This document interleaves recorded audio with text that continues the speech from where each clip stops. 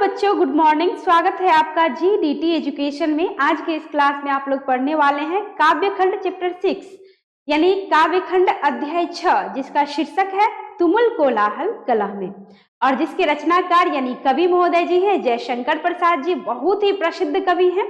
तो आइए इस पाठ के माध्यम से जयशंकर प्रसाद जी ये कहना चाहते हैं कि अभी के टाइम में यानी वर्तमान समय में कि लोग किस तरह से कलह वाले, मतलब तुमुल कोलाहल, कलह से तात्पर्य हो गया कि शोरगुल, हंगामा, हाँ, कलह झगड़े जो है जहाँ पे होती है, उस टाइप के वातावरण में, उस तरह के परिवेश में मनुष्य जो है रहने को, समय काटने को, अपना जीवन व्यतीत करने को जो है मजबूर है, विवश है, लाचार है।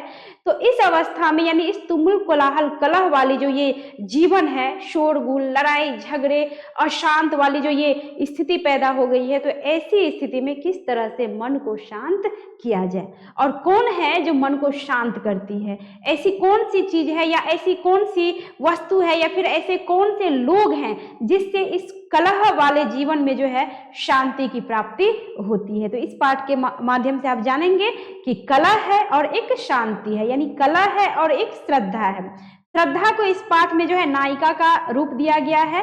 जो श्रद्धा मतलब एक तरह से जो स्त्री, समझिए कि पुरुष के जीवन में स्त्री का क्या महत्व होता है, पुरुष के जीवन में स्त्री किस तरह से उन्हें सुख जो है देती है, किस तरह से परेशान मन को, अशांत मन को किस तरह से शांत करती है, तो वो आप इस पाठ के माध्यम से जानेंगे। दो पहलू है, एक तरह से जो है आपको स्त्री पुरुष का प्रेम संबंध दर्शाया गया है कि जीवन में शांति चाहते हैं तो प्रेम भाव जो है उत्पन्न करें, मन में एक दूसरे के प्रति सम्मान का भाव लाएं, प्रेम का भाव लाएं, तो सारे कष्ट अपने आप ही मिट जाएंगे। तो दूसरी तरफ ये दिखाया गया है कि जो क्या कहते हैं, आपस में मिलकर भाईचारा बनाकर, भ्रातृत्व की जो है सोच लेकर, मित्रता की सोच लेकर अगर हम रहें तो दुनिया से जितनी सारी कलह है, अशांति है, सब की सब मिट जाएगी, है ना। तो आइए पाठ को पढ़ने से पहले, समझने से पहले चलते हैं थोड़ा सा जयशंकर प्रसाद जी का भी जो है परिचय जान लेते हैं, क्योंकि इससे भी बहुत तरह से जो है प्रश्न पूछे जाते हैं। तो चलिए पहले आप लोग परिचय समझ लीजिए, ठीक है बच्चों। तो तुमुल कोलाहल कलह, जिसके रचनाकार कौन है बच्चों? जयशंकर प्रसाद जी हैं।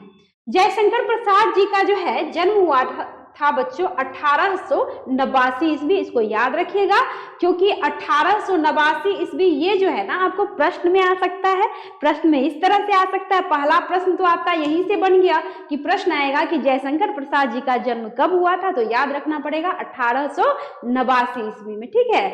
उसके बाद है निधन कब हुआ था, तो 1937 ईस्वी में हुआ था। इसको भी याद रखना, बहुत ही इंपॉर्टेंट क्वेश्चन यहाँ से आ सकता है। इसको भी याद रखना उतना ही जरूरी है जितना कि यहाँ का जो है ये ईस्वी तिथि याद रखना जरूरी है, ठीक है। अब आगे है जन्म स्थान, कहाँ? वाराणसी में जो है इनका जन्म स्थान। याद रखिएगा जन्म कब हुई थी इनकी? 1889 में। निधन कब हुई थी इनकी? 1937 में। उसके बाद जन्म स्थान कहाँ? तो वाराणसी। और पिता इनके कौन थे? देवी प्रसाद साहू। इसको भी याद रखना पड़ेगा बच्चों, कहाँ से क्या क्वेश्चन आ जाए, कुछ कहा नहीं जा सकता। तो इसलिए सबको आपको जो है ये सारे के सारे जो आप देख रहे हैं, ये सारे के सारे सारा जो है आपको याद रखना पड़ेगा, ठीक है। तो पिता थे देवी प्रसाद साहू। पितामह यानी पितामह मतलब हो गया दादाजी, ठीक है। शिवरत्न साहू तंबाकू बनाने के कारण इनका नाम जो है सुंघनी साहू नाम से जो है विख्यात हुए। कौन विख्यात हुए? शिवरत्न साहू। यानी क्वेश्चन आ जाएगा कि शिवरत्न साहू जयशंकर प्रसाद के कौन लगते थे, तो याद रखिएगा दादा यानी पितामह। उसके बाद शिवरत्न साहू जो है सुंघनी साहू के नाम से क्यों विख्यात हुए, तो क्वेश्चन यहाँ पे इस तरह अगर आएगा तो तंबाकू बनाने के कारण। वैसे तो इतना कुछ नहीं पूछा जाता है, जो मेन चीजें वही पूछा जाएगा, जैसे जन्म तिथि, मरण तिथि, उनकी कृतियां क्या है, रचना कौन कौन सी, रचना में से कुछ भी उठा के दे देगा और पूछेगा कि इसके रचनाकार कौन है या रचयिता कौन है। तो मेन क्वेश्चन ही पूछा जाता है, फिर भी याद रखना जरूरी है, और नॉलेज कभी भी व्यर्थ नहीं जाती है। तो समझ गए आप लोग कि तंबाकू बनाने के कारण शिवरत्न साहू को जो है सुंघनी साहू के नाम से जो है ये प्रसिद्ध हुए थे, विख्यात हुए थे। कहता है कि आगे है कि 8वीं तक संस्कृत, फारसी, उर्दू की शिक्षा घर पर ही जो है ना, घर पर ही जो है नियुक्त शिक्षकों द्वारा जो है इनकी शिक्षा जो है पूरी हुई थी, ठीक ठीक है बच्चों। आगे कहता है कि विशेष परिस्थिति 12 वर्ष की अवस्था में, कितनी वर्ष, 12 वर्ष की अवस्था में जो है पितृविहीन, पितृविहीन से तात्पर्य कि पिता का साया जो है सर से उठ गया, मतलब पिता स्वर्गवासी हो गए, इनके पिता की निधन हो गई, तो बेचारे जो हैं मतलब कवि महोदय जी जो है मतलब पिता के बिना जो है उनको 12 वर्ष की अवस्था में ही पिता के बिना से जो है पिता के बिना उनको रहना पड़ा था। तो याद रखिएगा बच्चों, कितनी वर्ष की अवस्था थी इनकी, 12 वर्ष की अवस्था थी, और तब जो है इनके पिता का साया जो है इनके सर से उठ गया। 2 वर्ष बाद जो है माता पिता की भी मृत्यु, देख लीजिए, पिता पितृविहीन 12 वर्ष में हुए और 2 वर्ष के बाद ही जो है माता पिता की मृत्यु, मतलब माता भी साथ छोड़कर चली गई। तो देख लीजिए कितना कष्ट था इनके जीवन में। कहता है परिवार में गृह कलह की स्थिति रहती थी, जो कि आजकल घर में सबके घर में होता है, बहुत सारे कम घर होते हैं, बहुत कम घर होते हैं जहाँ पे शांति हो, सुकून हो। तो गृह कलह, देखिए गृह कलह से कोलाहल, गृह कलह से समझिए कोलाहल, आजकल सबके घर में गृह कलह है। हाँ, घर से लेके बाहर तक और बाहर से लेके घर तक, जहाँ जाइए कहीं भी शांति नहीं है। तो शांति को लाने के लिए शांति किस चीज से हमें प्राप्त होगी, ये आप उस पाठ में पढ़ेंगे, यानी आगे जो मैं पढ़ाने वाली हूँ। तो कहता है कि गृह कलह की स्थिति, घर का सारा उत्तरदायित्व प्रसाद जी के कंधों पर था, जयशंकर प्रसाद जी के कंधों पर। अब देख लीजिए इनकी रचनाएं, काव्य संकलन, झरना जो कि 1998 में, आंसू जो कि 1924 में, लहर जो कि 1933 में, उसके बाद अतुकांत रचनाएं, यानी अतुकांत रचनाएं देख लीजिए, महाराणा का महत्व, करुणालय, प्रेम पथिक, ठीक है, ये सारी की सारी जो है रचनाएं हैं इनकी, इसको आप लोग याद कर लेंगे। इसमें से क्वेश्चन इस तरह आता है कि आंसू के रचनाकार कौन है, सारा यहाँ पे अभी आपने जो देखा ये आपको क्या कर लेना है बच्चों, याद कर लेना है। आगे है प्रबंध काव्य, कामायनी, इनकी प्रबंध काव्य जो कि 1936 में जो है इन्होंने रचा था, और प्रबंध काव्य कामायनी 1936, इसी के द्वारा जो है इन्हें प्रसिद्धि मिली थी। आगे है नाटक, कल्याणी पढ़ी ने, प्रायश्चित, राज्यश्री, विशाख, कामना, जन्मेजय का नागयज्ञ, स्कंदगुप्त, एक घूट, चंद्रगुप्त और ध्रुव स्वामिनी। कथा संग्रह में है आपको छाया, प्रतिध्वनि, इंद्रजाल, उपन्यास में हो गया आपको कंकाल और तितली। उसके बाद जो है इरावती। आधुनिक हिंदी की स्वच्छंद काव्य धारा के अंतर्गत छायावादी काव्य प्रवाह के प्रवर्तकों में जयशंकर प्रसाद वरिष्ठ थे। यानी पीछे जो आपने जितने सारे वो जो देखे नाम, वो नाम नहीं, उनके द्वारा रचा गया कृति है, रचना है, जिसको आप याद रखेंगे क्योंकि इसमें से प्रश्न जो है बराबर आता रहता है। और इसके बाद इसमें कहा गया है कि ये जो है ना स्वच्छंद काव्य धारा के, स्वच्छंद मतलब पूर्ण रूप से स्वतंत्र स्वभाव के व्यक्ति थे, किसी का दबाव नहीं, यानी इतना टेंशन होने के बाद भी, इतना इनके जीवन में इतना सारा संघर्ष वाला जीवन होने के बावजूद भी ये जो है स्वच्छंद काव्य धारा के अंतर्गत कहते हैं छायावादी काव्य। छायावादी मतलब समझ में आया, छायावादी एक युग होता है ना, छायावादी युग के अंतर्गत जो है जैसे राष्ट्रीय भावधारा, उसके बाद जो है जैसे किसी का श्रृंगार साज, राजाओं का वर्णन, प्रकृति का वर्णन, जिसमें प्रकृति के रूपों को दर्शाया जाए, मतलब इन सारी घटनाओं का, इन सारी चीजों का जो वर्णन किया जाए उसे कहा जाता है छायावादी युग। तो देख लीजिए इसमें कहता है कि छायावादी काव्य प्रवाह के प्रवर्तकों में जो है ना जयशंकर प्रसाद भी क्या थे, वरिष्ठ थे, श्रेष्ठ पद पर थे। छायावाद हिंदी की आधुनिक कविता में स्वच्छंदतावाद के ही एक विशिष्ट रूप को कहते हैं। यानी छायावाद हिंदी आधुनिक कविता में स्वच्छंदतावाद यानी पूर्ण रूप से स्वतंत्र, उनको कोई रोक नहीं सकता, उनके मन को कोई जो है रोक नहीं सकता, अपने मन से जो वो देखते हैं उसी चीज को जो है वर्णन करके, उसी चीज को लिख कर रच कर लोग पाठकों के समक्ष जो प्रस्तुत करते हैं उसे कहा जाता है छायावादी यानी स्वच्छंदतावाद। तो स्वच्छंदतावाद का ही जो है ना कहता है कि एक विशिष्ट जो है रूप को कहते हैं ये छायावाद, ठीक है।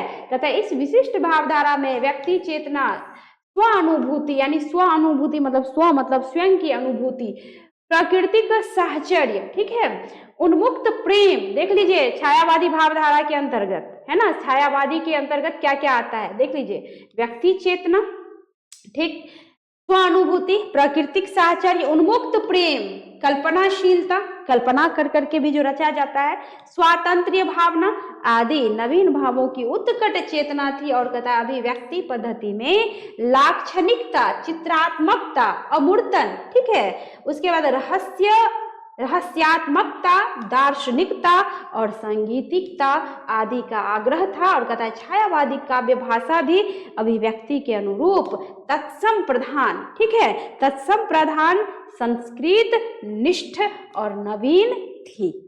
आई समझ में बात। कहता है प्रकृति प्रसाद जी का सर्वश्रेष्ठ अवदान है आपको कामायनी, जो कि मैंने पीछे अभी जस्ट आपको बताया कि कामायनी इनकी जो है प्रसिद्ध रचना है और इन्हीं से इनको जो है प्रसिद्धि मिली थी। कहता है कि आदि का आग्रह था छायावादी काव्य भाषा की अभिव्यक्ति जो है के अनुरूप तत्सम प्रधान, संस्कृत निष्ठ और नवीन थी। प्रसाद जी का सर्वश्रेष्ठ अवदान क्या है बच्चों? कामायनी। और कहता है कामायनी से लिए गए प्रस्तुत अंश में, यानी ये जो आगे आप पढ़ने वाले हैं तुमुल कोलाहल कलह में, जिसमें कोई श्रद्धा है जो मनु से अपने दिल की बात कहती है कि मनु में, यानी मनु मतलब पुरुष समझ लीजिए और श्रद्धा मतलब स्त्री समझ लीजिए, कि वो कहती है कि पुरुष के जीवन में जब जो है अशांति होती है तो किस तरह श्रद्धा उनके जीवन में शांति लाने का प्रयास करती है। तो यहाँ पे कहता है कि प्रस्तुत अंश में जो है महाकाव्य की नायिका श्रद्धा है, ठीक है, याद रखिएगा इसको। क्वेश्चन आ जाएगा कि तुमुल कोलाहल शीर्षक पाठ की नायिका कौन है, तो याद रखिएगा श्रद्धा, ठीक है। ये कामायनी की नायिका है लेकिन उसी में से कुछ अंश लिया गया है इसमें, तो श्रद्धा नाम याद रखना पड़ेगा आपको, जो शांति की, प्रेम की प्रतीक है, ठीक है। कहता है जो वस्तुतः स्वयं कामायनी है आत्मगान प्रस्तुत करती है। इस गान में श्रद्धा जो वस्तुतः विश्वासपूर्ण आस्तिक बुद्धि है, ठीक है, आस्तिक बुद्धि, नास्तिक नहीं, नास्तिक आस्तिक में अंतर समझते हैं ना। नास्तिक मतलब जिसको किसी चीज से कोई मतलब ही ना हो, जो किसी चीज में कोई रुचि ही नहीं रखता हो, धर्म कर्म प्रेम मोह माया कुछ ना हो, उसे नास्तिक बोला जाता है। और आस्तिक जो सभी चीजों से मतलब रखता हो, सभी चीजों से प्रेम रखता हो। आस्तिक नास्तिक भक्ति के रूप में भी प्रयोग किया जाता है। जैसे कि मान लीजिए किसी को ईश्वर से लगाव नहीं, ईश्वरीय बातों में रुचि नहीं, तो लोग क्या कहता है कि नास्तिक हो क्या। और ईश्वरीय बातों में काफी इंटरेस्टेड जो व्यक्ति होता है, जैसे पूजा पाठ धर्म कर्म में जो रुचि रखते हैं, तो क्या कहा जाता है कि वो आस्तिक है ना। तो यहाँ पे कहता है कि आस्तिक बुद्धि है जिसके द्वारा विकासगामी ज्ञान एवं आत्मबोध प्राप्त हो पाता है। कहता है विनम्र स्वाभिमान, ठीक है, से भरे स्वर में अपना परिचय देती है कौन? श्रद्धा। और कहते हैं अपने सत्ता सार, ठीक है, सत्ता सार का व्याख्यान करती है। और प्रकारांत से यह नारी मात्र का परिचय और महिमागान हो जाता है। यानी प्रकारांत से यह संपूर्ण नारी मात्र का जो है ना, कहता है नारी मात्र का परिचय और महिमागान हो जाता है। तो चलिए आप लोग जो है परिचय समझ लिए, अब चलिए अब पाठ पे चलते हैं।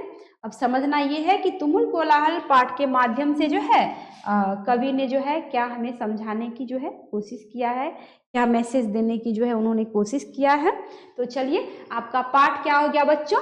तुमुल कोलाहल कलह में। और जिसके रचनाकार कौन है? रचनाकार आपने पीछे अभी जस्ट देखा है, रचनाकार है आपको कौन?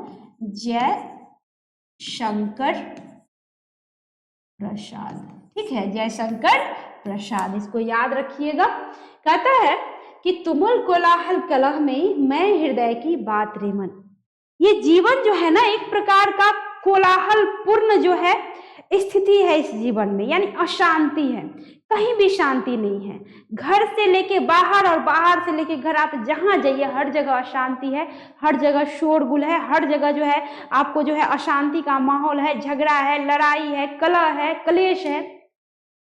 तो कहता है कि फिर शांति है कहाँ और शांति मिलती कहाँ से है? कौन है जो हमें शांति प्रदान करता है? तो यहाँ पे कहता है कि तुमुल कोलाहल कलह में, है ना, कोलाहल यानी शोर गुल, कलह यानी झगड़े लड़ाई का जो वातावरण है ना, कहता है मैं उसमें हृदय की बात बनकर, मैं कहता है हृदय की बात रे मन, कि ए मन ए मनु, मैं तो हृदय की बात बनकर तुम्हारे मन को शांत करने के लिए आती हूँ। कौन आती है? श्रद्धा, ठीक है। किस? श्रद्धा यानी एक स्त्री, और मन मनु यानी एक पुरुष, जिसके मन को, विकल मन को, हाँ परेशान मन को, इस कोलाहल भरे जीवन में जो वो परेशान होते हैं, थक हार के जो है घर आते हैं, तो उसको शांत कौन करती है? श्रद्धा। आगे कहता है विकल होकर होकर नित्य चंचल, खोजती जब नींद के पल, चेतना थकसी रही तब मैं मलय की वात रे मन। कितनी अच्छी जो है पंक्ति है बच्चों। कहता है कि विकल होकर, जब तुम विकल हो जाते हो, जब थक जाते हो, है ना, कहता है कि जब तुम्हारी चेतना भी थक जाती है, यानी इस भाग दौड़ के जीवन में, इस कलह कोलाहल के जीवन में, जब भाग दौड़ करते करते, क्योंकि पुरुष को क्या होता है, कमाना होता है, परिवार होते हैं, गृहस्थ जीवन में आने के बाद जो है बहुत सारी जिम्मेदारियां आती है, तो घर बैठे रहने से तो कुछ होगा नहीं, तो घर से बाहर जाना पड़ता है उन्हें कमाने के लिए, 2 रुपयों का अर्जन करने के लिए। तो एक तो घर में भी जो है टेंशन बना हुआ होता है कि घर की जिम्मेदारी होती है, हाँ उसको जो है क्या करना है, घर को चलाना है। बाहर जाते हैं तो बाहर प्रेम से तो कुछ करना नहीं होता, कभी इसके अंडर में कभी उसके अंडर में, और वो काम करो वहां तक तो ठीक है, सीनियर जूनियर हर जगह होता है, वहां तक तो ठीक है, लेकिन कहीं शांति नहीं है, हर जगह कोलाहल, मतलब क्या, एक तरह से कलह का माहौल होता है। तो यहाँ पे कहता है जब आपकी चेतना थक जाती है ना, जब विकल होकर नित्य चंचल ये जो मन है, जब नींद के पल को ढूंढती है, तो कहता है मैं मलय की वात रे मन, मैं मलय पर्वत से आने वाली, मलय पर्वत एक ऐसा उपमित किया जाता है कि मलय पर्वत की जो है वायु होती है ना, वात, यहाँ पे वात दिया है, वात मतलब वायु जो होती है ना, एकदम जो है शीतल होती है, एकदम ठंडी होती है, जो मन को एकदम शांति प्रदान करती है। तो यहाँ पे उस अवस्था में कहता है कि जब तुम नित्य चंचल मन तुम्हारा जो है विकल होकर जो है थक जाता है, जब नींद के पल को जो है वह ढूंढती है कि हमें आराम चाहिए, शांति चाहिए, जब चेतना थक सी जाती है, तो मैं मलय की पर्वत की वात की तरह, यानी मैं मलय की शुद्ध हवा की तरह, है ना, शुद्ध वायु की तरह मैं क्या करती हूँ, तुम्हारे जीवन में आती हूँ, और तुम्हारे इस झुलसते हुए जीवन में तुम्हारे इस मन को, इस चेतना को जो थक सी जाती है, उसको मैं मलय पर्वत से आने वाली शीतल पवन, शीतल वायु के समान हूं, जो तुम्हारे मन को शांति प्रदान करने का काम करती हूँ। यहां तक क्लियर है बच्चों? बढ़े आगे, चलिए अब आगे है, कहता है चीर विषाद विलीन मन। अब सबसे पहले शब्दार्थ समझना जरूरी है, क्योंकि शब्दार्थ नहीं समझेंगे आप लोग तो फिर अर्थ नहीं समझ में आएगा। चीर मतलब होता है एकदम पुराना। क्या होता है बच्चों? चीर मतलब एकदम पुराना, है ना, जो बहुत पुराना हो, ठीक है। उसके बाद कहता है यहाँ पे विषाद। विषाद मतलब होता है दुख, तकलीफ, कष्ट, ठीक है, ठीक है। चीर मतलब हो गया एकदम, मतलब बहुत पुराना, ठीक, बहुत पुराना, ठीक है। और विषाद मतलब हो गया आपको बच्चों दुख, ठीक है, दुख। कहता है विलीन। विलीन मतलब किसी चीज में डूब जाना। जैसे मान लो कि आप जल में जैसे दूध मिला दो, सॉरी जल में जैसे चीनी मिला दो, दूध भी मिला दो चलेगा, तो क्या हो जाता है, उसमें चीनी मिला दो या नमक मिला दो तो विलीन हो जाती है ना, पता ही नहीं चलता कि नमक किधर गया, चीनी किधर गया, है ना। तो यहाँ पे कहता है कि चीर विषाद विलीन मन, कि एक बहुत पुरानी दुख में, है ना, दुख में, इस कोलाहल के कारण जो है ना, एकदम पुरानी, बहुत पुरानी दुख में आपका मन क्या हो जाता है, डूब जाता है ना। तो कहता है कि चीर विषाद विलीन मन, कि आपका मन जो है चीर विषाद यानी दुख में डूबा सा हो जाता है, डूब जाता है ना। तो कहता है कि बहुत पुराना दुख है ना, तकलीफ है, जिसको झेलते झेलते मन थक गया है और मन उसमें क्या हो गया, उस दुख में डूब गया है ना। तो कहता है जब तुम्हारा चीर विषाद यानी बहुत पुराने दुख में तुम्हारे जो मन जो है ना, ये मन जो है ना, जब विलीन हो जाता है, डूब जाता है, और कहता है इस व्यथा के तिमिर वन में, यानी इस व्यथा रूपी, व्यथा मतलब दुख रूपी, कष्ट रूपी, है ना, व्यथा मतलब हो गया दुख या फिर कष्ट। कहता है कष्ट रूपी जो है तिमिर वन में। तिमिर मतलब बच्चों क्या होता है बताइए फटाफट? तिमिर मतलब बच्चों होता है आपको अंधकार, ठीक है, अंधकार। कहता है कि तिमिर वन में यानी अंधकार रूपी वन में ये मन क्या हो जाता है, विलीन हो जाता है, डूब सा जाता है, थक हार के मन जो है उस दुख में डूबा हुआ सा रहता है ना। तो कहता है कष्ट इस व्यथा के तिमिर वन में, यानी इस व्यथा रूपी, हाँ इस व्यथा के यानी कष्ट के, है ना, कष्ट के तिमिर वन यानी अंधकार रूपी मन में, वन में जो है आपका जब मन डूब जाता है, तो यानी उस टाइम जो है मैं उषा की ज्योति रेखा, उषा मतलब हो गया बच्चों प्रातः काल जब होती है ना, तो आप जब मान लो कि सूर्योदय के बाद उठते हो तब जो आप सूर्य की किरणें देखते हो, है ना, उसे हम उषा काल नहीं कह सकते। उषा काल में भी जो है कई काल होते हैं जो आप इसी पाठ में है, आप आगे पढ़ेंगे। उषा है ना, आपका शीर्षक ही है उषा। मतलब सूर्योदय जो होती है ना, तो उससे पहले भी काल होता है। ये जो रोशनी सूर्य की निकलती है ना, तो यानी सूर्य की जो रोशनी जब निकलती है प्रातः होने पे, तो उसका भी काल है। सिर्फ सूर्योदय का काल नहीं है, उसमें भी उषा काल होता है, सूर्योदय होता है, दोपहर होता है, शाम संध्या काल होता है ना। तो कहने का तात्पर्य कि उषा काल होता है जब आप, जैसे कि छठ टाइम में आप देखते होंगे कि सभी घाट पे खड़े होते हैं। छठ टाइम में देखते होंगे कि धीरे धीरे सूर्य की किरणें जो निकलती है, तो निकलने से पहले वो जो आकाश में जो है नभ में क्या होता है, लालिमा सी छा जाती है। और लालिमा यानी वो उषा काल का सूचक होता है। लालिमा सी छा जाती है और धीरे धीरे जो सूर्य की पहली किरणें निकलती है ना, उसको कहा जाता है उषा काल। और धीरे धीरे ये उषा काल का जादू खत्म हो जाता है। जो आप आगे पढ़ने वाले हैं, आपका चैप्टर है अगला उषा। उषा चैप्टर है जो शमशेर बहादुर सिंह द्वारा रचित जो है पाठ है, पढ़ेंगे, बहुत ही बढ़िया चैप्टर है। तो यहाँ पे कहता है कि मैं उषा की ज्योति रेखा, यानी उषा की जो पहली किरण होती है ना, मैं वो पहली किरण बनकर तुम्हारे मन को क्या करने आती हूँ, शांत करने आती हूँ। कहता है कुसुम विकसित प्रात रे मन। कुसुम मतलब क्या होता है बच्चों, बताइए फटाफट। कुसुम मतलब होता है पुष्प यानी फूल, ठीक है। कहता है तो मैं खिले हुए फूल बनकर, विकसित फूल यानी पूर्ण रूप से पुष्प बनकर, फूल बनकर, प्रात रे मन यानी एक प्रातः जो है, प्रातः काल में तुम्हारे मन को शांत करने के लिए आती हूँ, एक विकसित फूल की तरह, एक खिले हुए फूल की तरह, है ना। मैं प्रातः बनकर यानी प्रातः की उषा किरण बनकर जो है तुम्हारे मन को, तुम्हारे जीवन को जो है क्या करने आती हूँ, शांत करने आती हूँ। जीवन में जितना सारा जो है कष्ट, कलह है, तकलीफ है, आपका मन जो अशांत है, तो अशांति को शांति प्रदान करने मैं खिले हुए पुष्प बनकर आती हूँ। समझ में आई? पूरा का पूरा समझे आप लोग? फिर से समझाना पड़ेगा। चलिए कोई बात नहीं, फिर से समझाती हूँ एक बार, ठीक है। तो यहाँ पे बच्चों कहता है कि चीर विषाद विलीन मन की, कि आपका जो मन है ना, कहाँ पे विलीन हो गया, चीर विषाद यानी एक बहुत पुराना दुख है। जब बहुत दुख हो जाता है तो आदमी क्या होता है, गम में, शोक में डूब जाता है ना। तो इसलिए कहता है कि एक चीर विषाद जो दुख है, उसमें आप जो है ना, आपका मन जब विलीन हो जाता है, तो कहता है इस, है ना, इस व्यथा के तिमिर वन की, यानी इस व्यथा मतलब कष्ट रूपी, हाँ, इस कष्ट के तिमिर यानी अंधकार रूपी वन।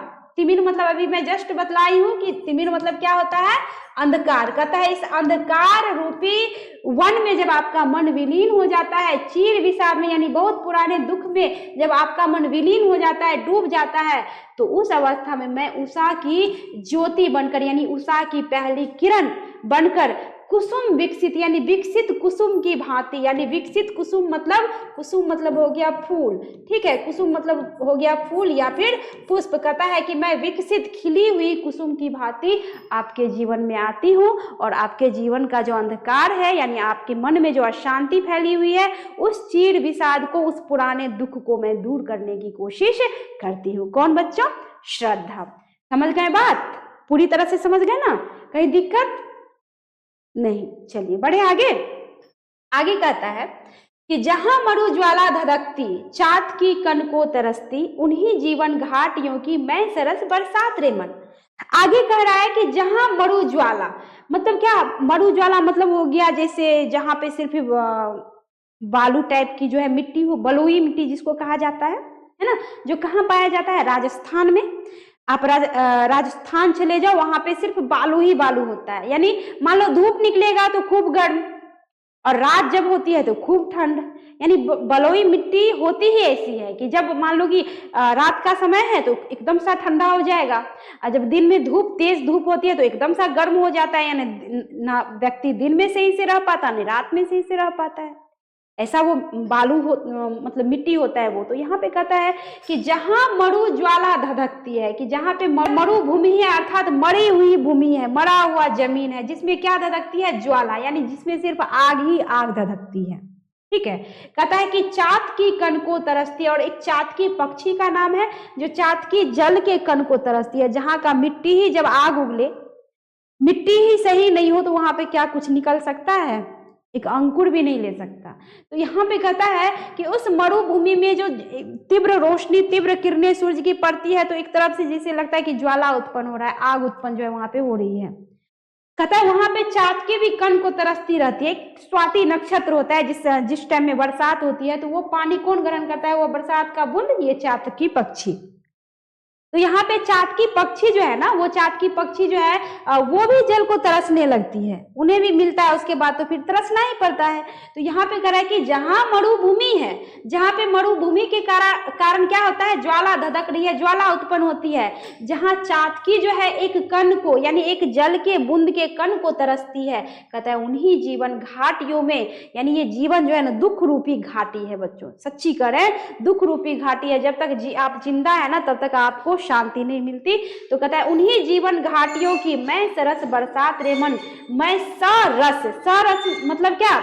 रस से भरा हुआ है ना। कहता है मैं सरस यानी रस से भरी सुंदर, कहता है मैं सरस बरसात बनकर तुम्हारे मन को क्या करती हूँ? तृप्त करती हूँ। बरसात जब होती है तो तुम्हारा मन जो प्यासा रहता है, उस प्यासे मन को मैं तृप्त करती हूँ। उस प्यासे मन को मैं क्या करती हूँ? उसी जल से जो है तृप्त कर तुम्हें प्रसन्न करने का काम करती हूँ। क्लियर है यहाँ तक? चलिए आगे। अब आगे है बच्चों, आगे कह रहा है, आगे कहता है कि पवन की प्राचीर में, ये जो हमारा आपका जीवन है ना, एक प्रकार के प्राचीर से ढका हुआ है, यानी एक प्राचीर ऊंची दीवार खड़ी है जिसमें हम लोग क्या है? दबे पड़े हैं।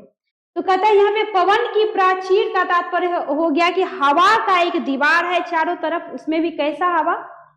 कैसी हवा है? गर्म हवा है ना। तो यहाँ पे कहता है पवन की प्राचीर, प्राचीर मतलब होता है बच्चों आपको क्या? दीवार। और पवन मतलब तो जानते हैं, पवन मतलब होता है वायु यानी कि हवा। कहता है कि वायु की एक दीवार है। कैसी दीवार? गर्म दीवार है ना।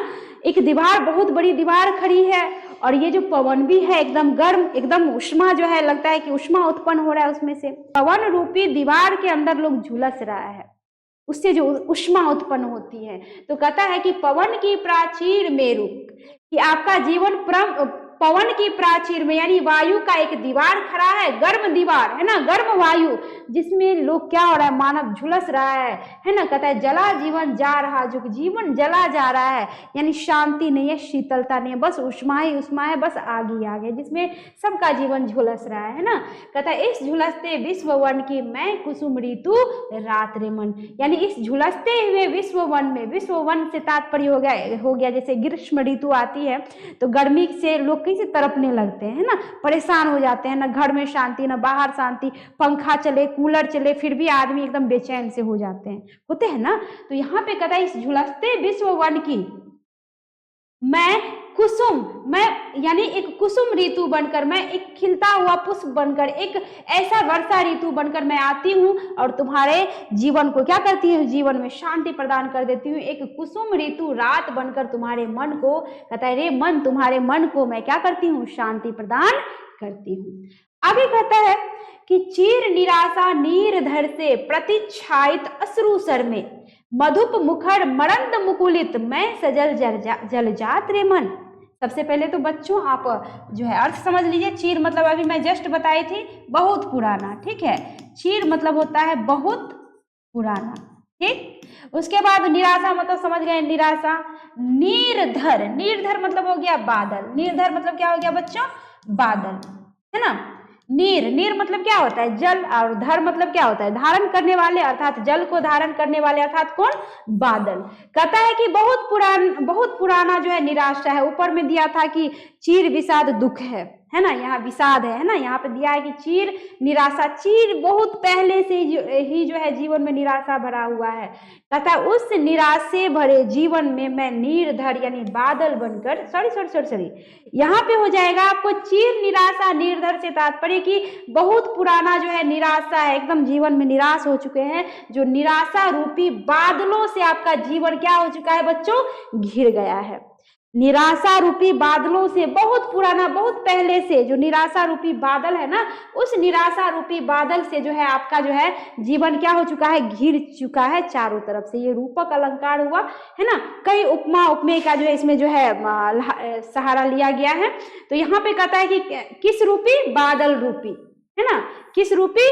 बादल रूपी जो है आपको जो है निराशा से जो है आपका जो है कहता है जीवन क्या है? घिरा हुआ है, ठीक है। कहता है प्रतिछायित यानी एकदम घिरा हुआ है। कहता है अश्रु सर में, अश्रु रूपी सर यानी सर मतलब होता है बच्चों आप लोग क्या, तालाब या फिर सरोवर। ठीक है, कहता है कि अश्रु रूपी सर में यानी आंसू से तैयार किया हुआ, आंसू के समान, आंसू से एक भरा हुआ सरोवर। कहता है ये जीवन एक प्रकार से अश्रु सरोवर है, यानी आंसू से भरा हुआ एक तालाब है, एक सरोवर है। सभी दुख में है, सभी तकलीफ में है, किसी के मन को शांति नहीं है, सभी परेशान है। अश्रु का तालाब है जिसमें लोग डूबे हैं, खोए हैं, निराश हैं। तो यहाँ पे कहता है कि चीर निराशा निर्धर से, कि एक बहुत पुराना जो है, कहता है निराशा जो क्या है, बादल से है ना, निराशा रूपी बादल से मेरा जीवन क्या है, ढका हुआ है, प्रतिछायित यानी ढका हुआ है। कहता है अश्रु सर में जो है मेरा जीवन जो है डूबा चला जा रहा है ना, ये जीवन जो है अश्रु रूपी सरोवर में जो है डूबा चला जा रहा है। कहता है कि मधुप मुखर मरंद मुकुलित, तो देखो वैसी अवस्था में कहता है मैं सजल जलजात रे मन। पहले तो इसका आप लोग अर्थ समझ लें कि अर्थ होता क्या है। मधुप मतलब होता है बच्चों भंवरा, ठीक है, भंवरा जिसको आप भौरा भी कह सकते हैं, ठीक है। मधुप मतलब होता है भौरा, मुखर मतलब होता है बच्चों मुखर होना है। जैसे मान लो कि भर रात भंवरा क्या होता है, लताओं में जो है छिपा हुआ होता है, और जो ही सवेरा होती है तो उसे भूख लगती है, तो मुखर होता है किसके तरफ, पुष्प के तरफ। पुष्प क्या होता है, सवेरा होने पे वो सूरज की रोशनी पड़ते ही खिल जाती है, तो वहां पे वो दौड़ता है उसकी ओर, उसका रस चूसने, रस पी के उसका पेट भरता है, तो उसकी ओर मुखर हो जाता है ना। तो कहता है मुखर, मधुप मतलब हो गया भंवरा, मरंद मतलब हो गया मधु, मरंद मतलब हो गया मधु यानी फूल का जो मधु होता है ना, रस होता है। और मुकुलित मतलब होता है बच्चों, मुकुलित मतलब हो गया खिला हुआ, एक प्रकार से जैसे कलियां जो है खिल जाती है ना, तो हो गया खिला हुआ। कौन खिल जाता है बच्चों, कलियां। कौन खिल जाता है, कलियां, जो पत्तों से कलियों से क्या हो जाता है, भरा हुआ रहता है, खिला हुआ रहता है। तो यहाँ पे कहता है कि मधुप मुखर मरंद मुकुलित, कि उस अवस्था में मैं, कहता है कि एक खिला हुआ, कलियों से भरा हुआ, मधु से भरा हुआ, कहता है मैं कमल बनकर उस अश्रु तालाब में मैं सजल है ना, जलजात यानी जलजात जो जल से भरा कमल। कहता है मैं उस अवस्था में, उस जल में, कहता है जलजात रे मन में जलजात बनकर यानी जल से भरा हुआ कमल बनकर, जिसके चारों ओर क्या मंडराते हैं बच्चों, भंवरे मंडराते हैं। क्यों, मधु का पान करने के लिए, उसे भी तो भूख लगती है, यानी क्या करती है कि वो कमल क्या करती है, मधु का पान कराती है, किसको, भंवरे को। तो कहता है मैं उस अश्रु रूपी तालाब में, मैं उस अश्रु सर में यानी अश्रु तालाब में, मैं तुम्हारे उस, ये जो अश्रु का जो तालाब है, मैं उसमें क्या बन के आ जाती हूँ, मैं उसमें ये कमल बन के आ जाती हूँ, जलजात बन के आ जाती हूँ। और जिस तरह मैं भंवरे को मधुपान करवाती हूँ, उसी तरह मैं भी तुम्हारे मन को शांत कर दूंगी। तुम्हारे मन में जो भी कष्ट, व्यथा, पीड़ा भरा हुआ है, अशांति है, एक खिले हुए कमल की भांति जो है मैं तुम्हारे जीवन में आती हूँ और तुम्हें भी खिलाने का मौका देती हूँ। अर्थात क्या, तुम भी खिल जाओ, दुख से निकल जाओ, दुख से उबर जाओ और तुम्हारे चेहरे पे प्रसन्नता आ जाए। मैं एक कमल की भांति तुम्हारे जीवन में आती हूँ और मधुपान करवाती हूँ, यानी उस अश्रु रूपी तालाब में खिलते हुए कमल के समान आती हूँ और अश्रु रूपी तालाब से ही मैं तुम्हारे जीवन के सभी कष्टों को क्या कर देती हूँ, दूर कर देती हूँ। यहाँ तक आप लोग समझ गए, विश्वास है समझ गए होंगे। चलिए अब आगे है, अब आगे कुछ नहीं है, आगे अब खत्म हो चुका है पूरा का पूरा। तो मुझे विश्वास है कि आप लोग ये कविता बहुत अच्छी तरह से समझ गए होंगे। समझ जाते हैं तो कमेंट करके बताइए, या फिर नहीं समझ में आता है वो भी कमेंट में बताइए। लाइक कीजिए और चैनल को अंत में कहूंगी कि सब्सक्राइब कर लीजिए। बहुत ही जल्द मैं अगले क्लास में अगला चैप्टर लेकर के आ रही हूँ। धन्यवाद।